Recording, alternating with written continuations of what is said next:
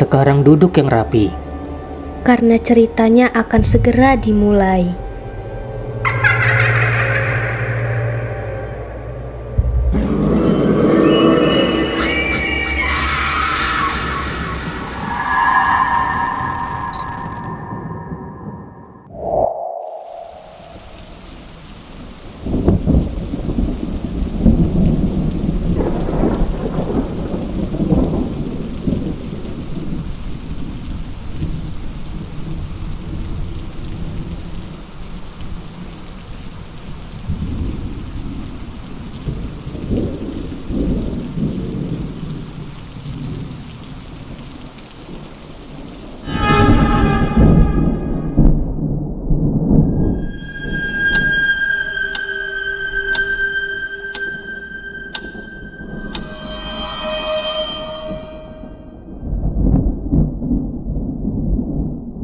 Rumah jadi sepi ya, padahal tadi ramai sekali yang mendoakan mama kamu.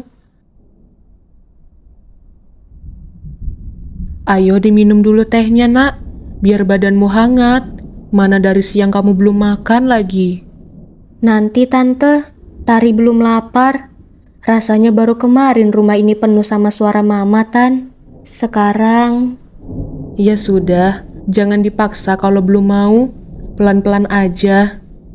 Tari cuma gak habis pikir. Seandainya Tari pulang lebih cepat, seandainya Tari gak egois kuliah jauh-jauh, mungkin Tari masih bisa ketemu mama.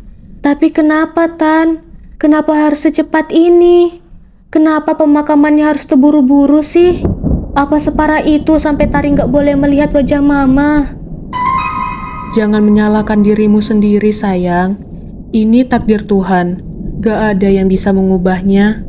Soal pemakaman, percayalah, itu keputusan yang sangat berat untuk kami semua. Pihak rumah sakit dan keluarga besar sepakat ini jalan yang terbaik. Karena kondisinya tidak memungkinkan untuk kamu melihatnya. Kami melakukan ini untuk melindungimu, untuk menjaga ingatanmu tentang mama tetap utuh dan indah. Biarlah ingatan terakhirmu tentangnya adalah senyuman yang paling cerah seperti di foto itu. Sekarang, tugas kita yang ditinggalkan bukan lagi menangisinya, tapi melanjutkan hidup dan mendoakannya dengan ikhlas. Itu hadiah terbaik yang bisa kita berikan untuknya.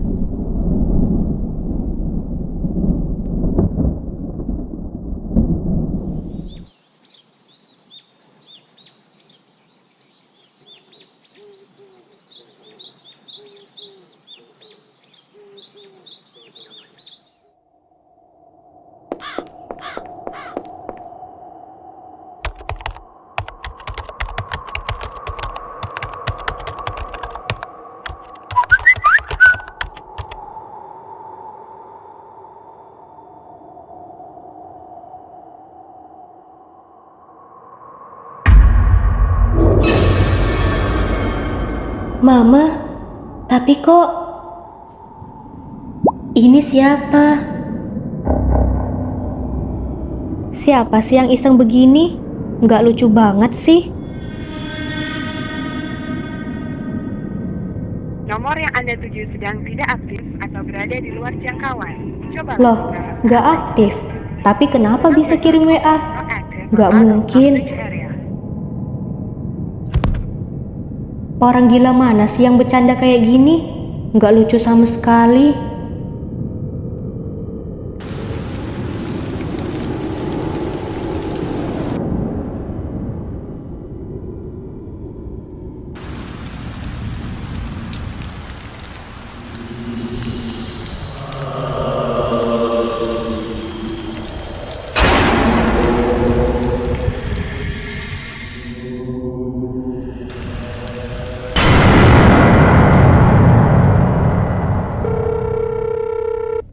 Halo Tari, kenapa malam-malam nelpon?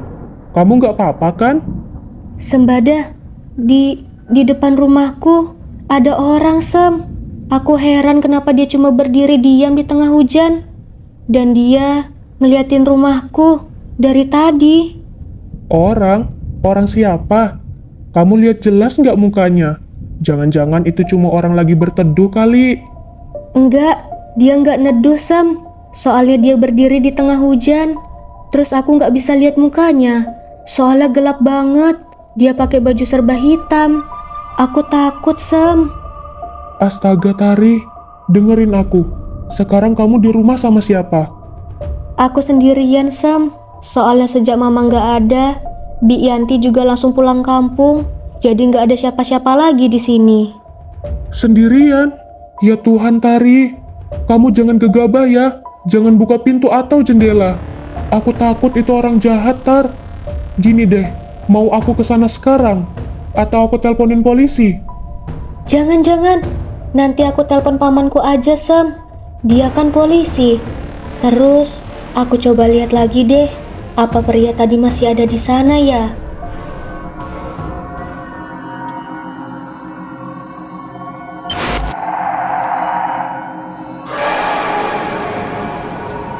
Halo Tar, kamu masih di sana? Gimana? Orangnya masih ada? Dia hilang. Sembada, apa jangan-jangan dia bukan manusia ya?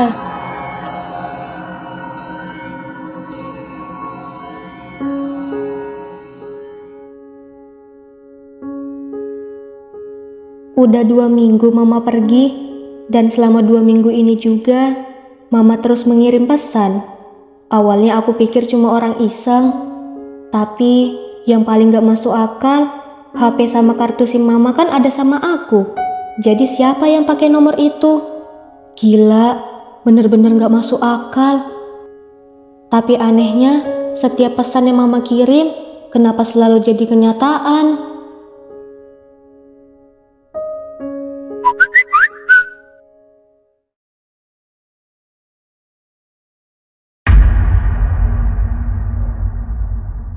Apalagi ini? Rizal? Gak mungkin. Masa sih Rizal begitu sama aku?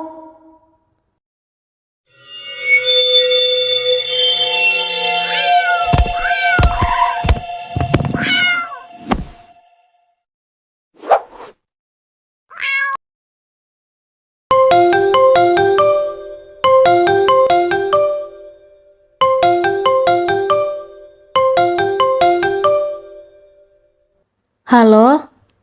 Hai Tari, lagi apa? Sorry nih ganggu malam-malam. Hai. Nggak apa-apa kok, lagi santai aja. Kenapa sih? Hehe, gini Tar. Aduh, aku nggak enak banget nih ngomongnya. Tapi aku lagi butuh banget. Kamu ada uang lebih nggak? Aku boleh pinjam lagi nggak? Janji deh, awal bulan depan pasti langsung aku ganti. Aduh Sel, sorry banget ya, bukannya nggak mau bantu, tapi m-bankingku lagi error, jadi aku lagi nggak bisa transfer. Maaf ya. Oh gitu ya? Ya udah makasih. Sebenarnya ada apa ini? Pesan tadi soal Rizal beneran kejadian. Mama.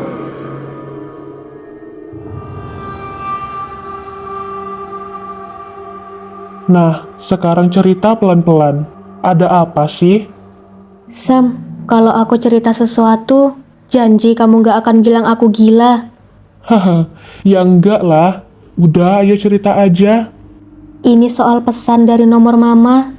Awalnya aku pikir cuma kebetulan, tapi kemarin ada pesan soal Rizal.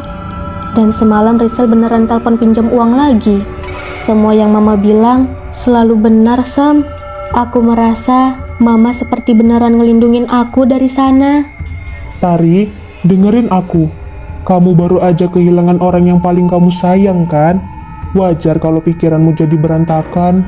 Mungkin ini semua cuma kebetulan yang pas banget. Terus, logika aja kan? Mana ada orang sudah meninggal bisa ngirim WA? Aku curiga ada yang gak beres dan sengaja manfaatin semua ini. Sebenarnya aku juga mikir gitu. Aku nggak bodoh kok. Tapi buktinya, peringatan soal orang di depan rumah, soal Rizal, semua kejadian berulang itu menjadi nyata. Gimana kamu jelasin itu? Oke, tenang dulu. Gini deh, untuk sementara ini, anggap aja pesan itu beneran dari ibumu. Anggap aja ini anugerah karena ikatan batin kalian memang sekuat itu. Tapi, kamu harus janji ya sama aku. Kamu tetap harus waspada. Jangan 100% bergantung sama pesan itu. Tetap jaga akal sehatmu ya, Tari.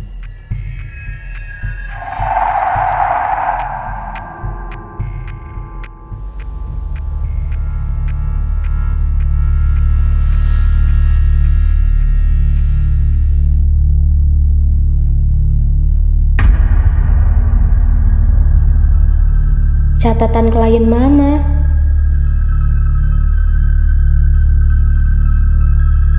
Pak Budi 500 juta. Bu Sandra 1 M. Transfer berhasil. Ini apa?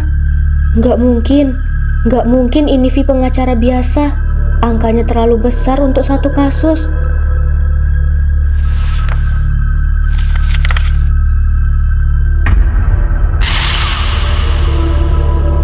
Apa ini? Loh, ini kan Bi Yanti. Ngapain Bi Yanti dan Mama di villa?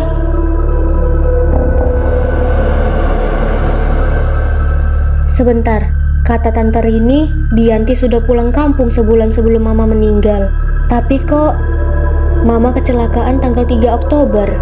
Dan foto ini diambil cuma 3 hari sebelum Mama meninggal. Kalau Bi Yanti masih sama Mama 3 hari sebelum kecelakaan, kenapa Tante Rini bilang dia pulang 1 bulan sebelumnya? Pasti ada yang bohong. Ada sesuatu yang gak beres di sini.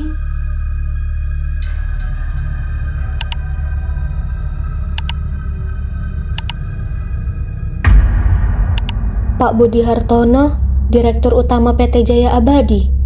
Bu Sandra Wijaya, anggota Dewan. Semua orang-orang penting. Tapi kenapa nama mereka ada di buku Mama?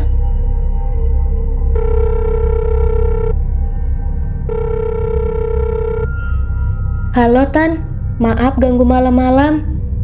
Iya sayang, ada apa? Kamu baik-baik aja kan? Baik Tan, Tari cuma mau nanya soal Bi Yanti, biar nggak penasaran. Bi Yanti? Memang kenapa dia?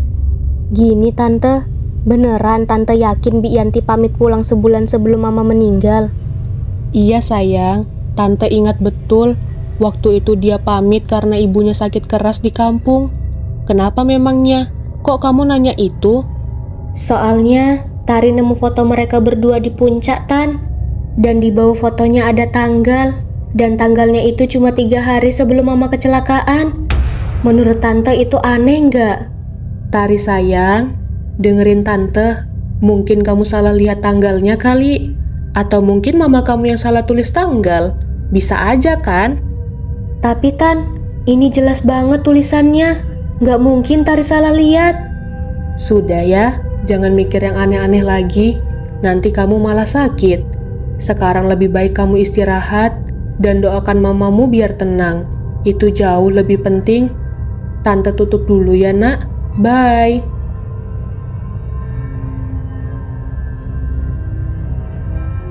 Kenapa semua orang menyuruhku untuk berhenti berpikir? Tapi aku tahu, jelas ada sesuatu yang salah di sini.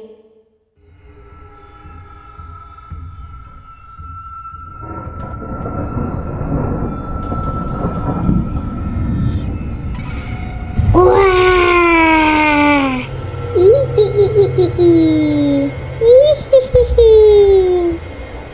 Sekarang duduk yang rapi. Karena ceritanya akan segera dimulai.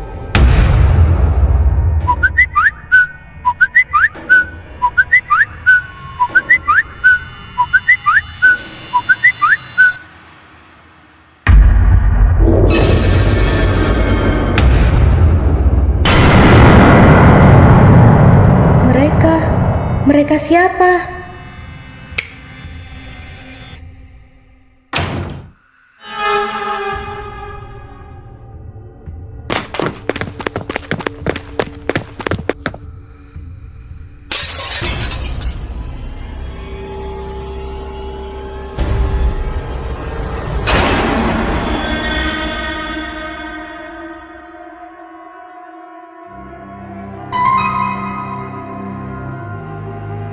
Woi, jangan lari. Anaknya ada di sana. Cepat tangkap.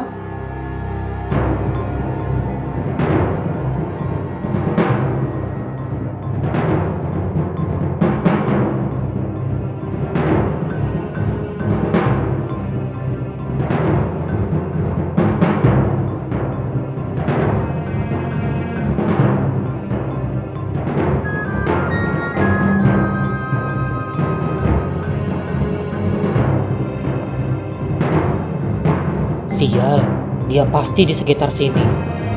Mereka bukan hantu. Ya Tuhan, jadi pesan mama itu semuanya benar. Tapi siapa mereka? Kenapa mereka mengejarku? Apa hubungannya dengan mama?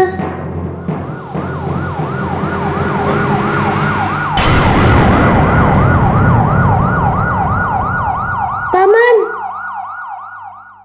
Tari?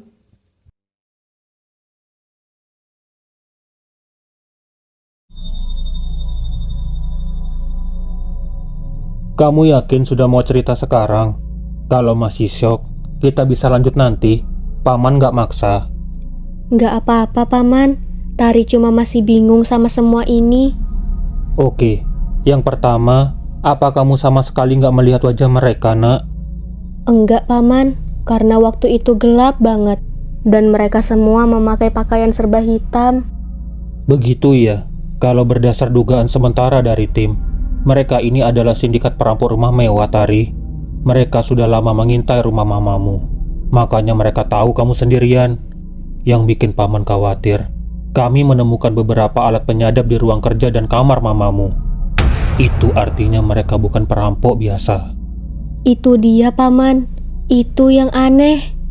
Aneh gimana maksudmu? Kalau cuma mau merampok, kenapa mereka harus menyadap segala? Kenapa mereka seolah-olah mengejar aku, bukan barang-barang di rumah? Rasanya ada hal lain yang mereka cari, sesuatu yang lebih berharga dari sekedar uang. Paman ngerti maksudmu. Sementara kamu tenang saja di sini ya. Jangan kemana-mana dulu. Kamu aman di sini bersama tante. Biar paman dan tim selidiki kasus ini lebih dalam.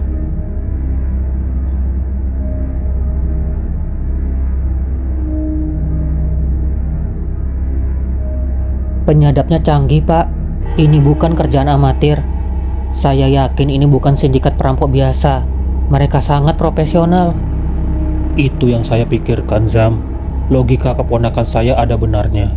Mereka seperti mencari sesuatu yang spesifik. Bukan sekadar barang berharga. Tapi apa? Dan kenapa targetnya harus Tari? Izin, Pak.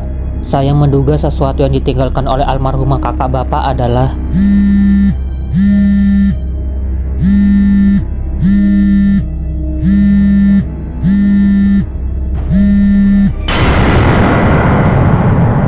Astaga, Mbak Naya?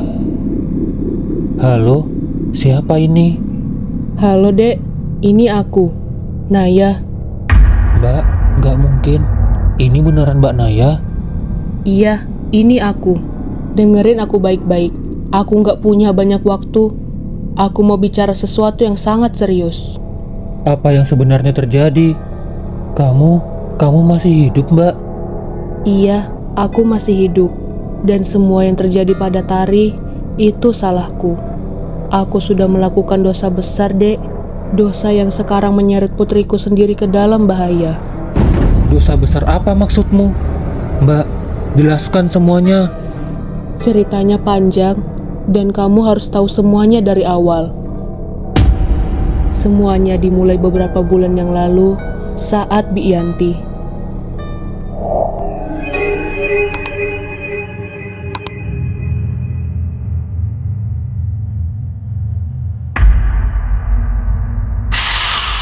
Sudah selesai bacanya, Yanti? Aku nggak menyangka kamu akan bertindak sejauh ini. Ibu, kenapa Bu? Uang sebanyak ini dari memeras orang-orang yang percaya sama Ibu. Mereka itu orang kaya yang punya banyak dosa, Yanti. Aku hanya mengambil apa yang jadi bagianku. Anggap saja bayaran untuk menjaga rahasia mereka. Gak bisa, Bu. Ini salah. Saya harus lapor polisi, biar mereka nggak jadi korban lagi. Yanti, Kamu melihat apa yang seharusnya enggak kamu lihat. Aku sudah menganggap kamu sebagai keluarga, dan kamu tahu semua rahasiaku. Tapi keluarga tidak saling mengkhianati.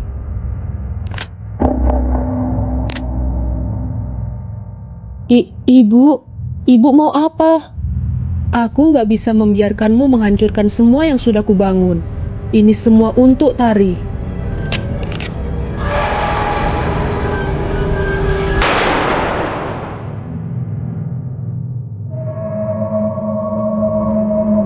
Iya, aku memalsukan kematianku.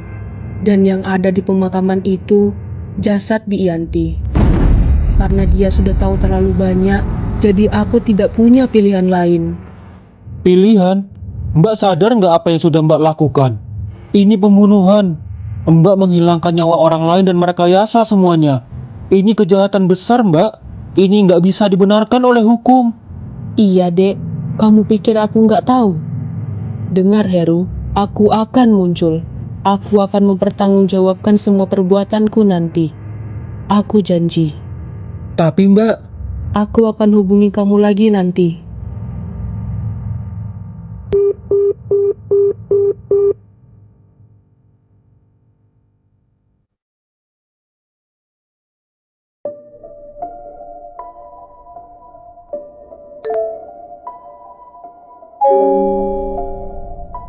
akhirnya kamu berani muncul juga, Naya. Permainan peta umpatmu sudah selesai. Aku nggak pernah bersembunyi. Aku hanya sedang mengatur masa depanku. Sesuatu yang seharusnya kalian lakukan juga. Jangan main-main denganku. Di mana semua uang dan master data kami? Kamu pikir bisa lari begitu saja setelah mengkhianati kami semua? Lari? Tentu saja tidak. Aku menyebutnya dana pensiun. Dan soal data itu, anggap saja itu asuransi jiwa saya. Kalian sudah membuat kesalahan besar dengan mencoba menyentuh putriku. Dengar baik-baik.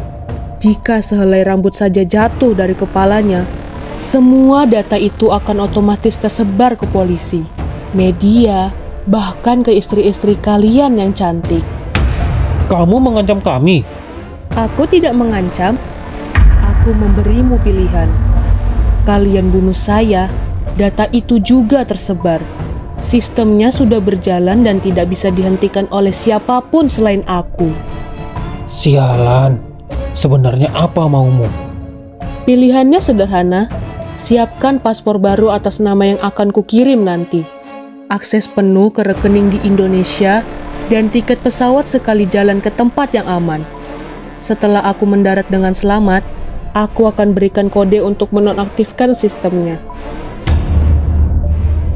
Siapkan semuanya sesuai perintahku, atau kita semua hancur bersama. Waktu kalian 24 jam untuk memutuskan. Sialan.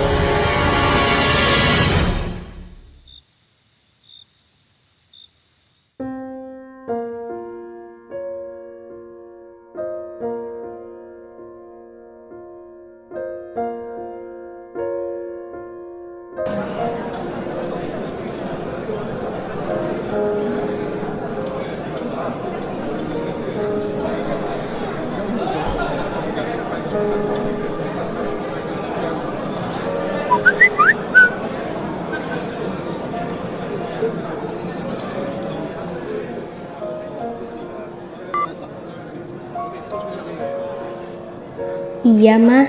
Makasih sudah jagain Tari. Dan sekarang aku semakin yakin kalau Mama memang belum meninggal. Semua pesan ini terlalu nyata, Mah. Pesan ini terlalu hidup.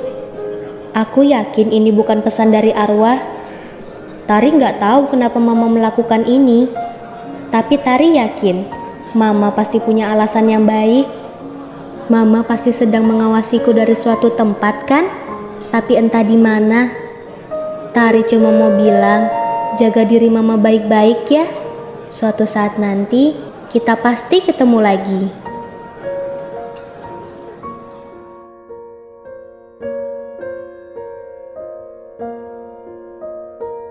Kita pergi. Baik, Nyonya.